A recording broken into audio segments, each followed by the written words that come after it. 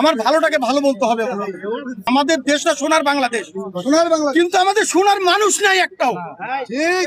একটা সোনার মানুষ নাই আমাদের দেশে কথা বলার জন্য।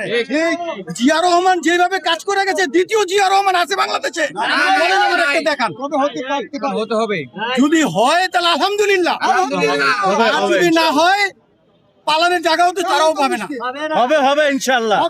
তারেক রহমান হবে, জিয়া রহমানের মতো নেতা এই বাংলাদেশে দ্বিতীয় একটা জন্মাবে না।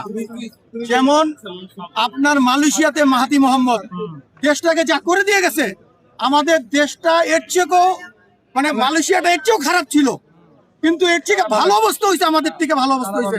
আজকে আমরা মালয়েশিয়ায় চাকরি করি, কারণ এই চাকরিটা বাংলাদেশে হইতে পারতো না, বিশ্বে তো সব থেকে বাংলাদেশ। কিন্তু একটা ভালো মানুষ দরকার আমাদের দেশে, একটা ভালো মানুষ দরকার। মাহাতি মোহাম্মদের মতো ভালো একটা মানুষ দরকার বাংলাদেশে, এবং জিয়াউর রহমানের মতো ভালো মানুষ দরকার একটা বাংলাদেশে। খালেদা জিয়া চেষ্টা করছে, কিন্তু আমলার কারণে পারে নাই। খালেদা জিয়ার নিজের মুখের কথা যে আমি দেশটা, যারা যারা আমার দলে ছিল তারা আমার জন্য, আমি আমার এই দলটার জন্য আজকে এই পজিশনে আসছে, কিন্তু তারা সবই হয়েছে বাটপার এবং চোর। খালেদা জিয়ার নিজের মুখের কথা, আমার একটা ভিডিও ক্লিপ আছে, আমি নিজে দেখছি।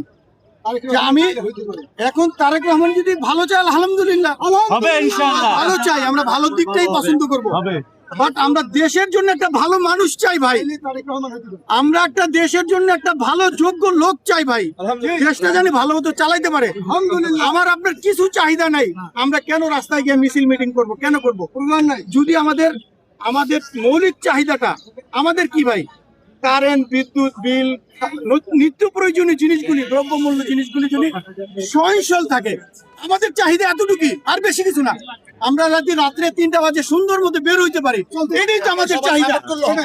আমার চাহিদা, আমার সাধারণ জনগণের কিন্তু চাহিদা এটা। আপনাদের কি চাহিদা এতটুকু না?